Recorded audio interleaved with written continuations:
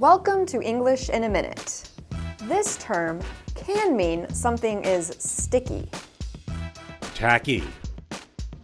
But how is this adjective used in other situations? Jonathan, did you buy your mom that tacky dress she wanted? You mean the one with the stripes and the polka dots and the enormous bow tie on the shoulder? Yeah, I did. Seems like she has her own idea about fashion. If something is described as tacky, that means it is of poor quality or just shows bad taste.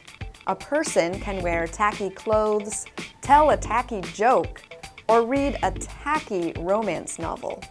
Fortunately, I have never done a tacky thing in my life. And that's English in a Minute.